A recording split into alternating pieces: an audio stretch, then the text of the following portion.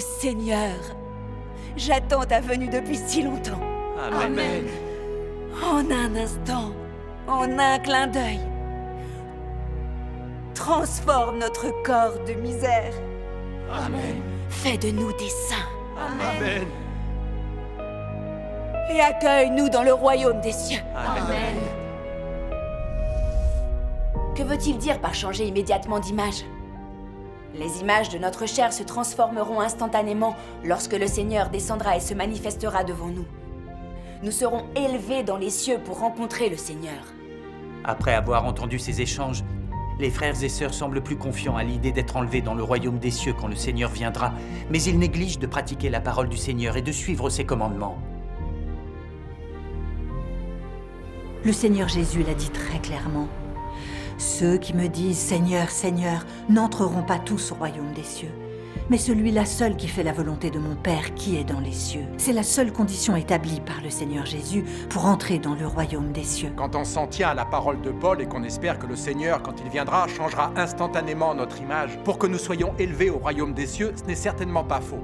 Pour ce qui est d'entrer dans le royaume des cieux, on doit considérer que seule la parole du Seigneur Jésus est définitive, car le Seigneur Jésus est le Christ incarné. Seul le Seigneur Jésus est le Sauveur.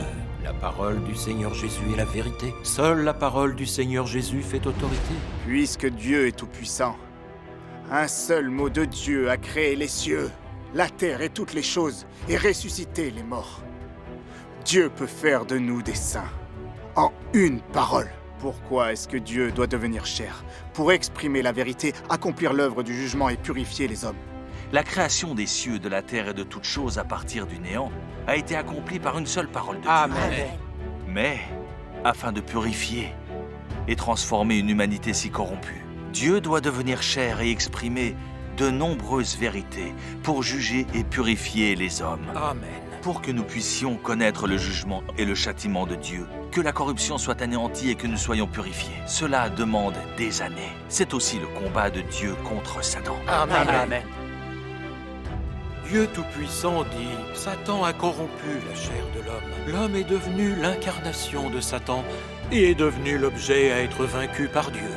De cette façon, le travail de livrer le combat contre Satan et de sauver l'humanité se produit sur la terre. Et Dieu doit devenir humain pour livrer le combat contre Satan. Ce travail est des plus pratiques. » L'essence de l'œuvre de châtiment et de jugement de Dieu est de purifier l'humanité.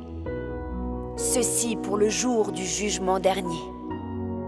Autrement, l'ensemble de l'humanité ne pourra pas suivre sa propre nature ou entrer dans le repos. Ce travail est la seule voie de l'humanité pour entrer dans le repos. Amen.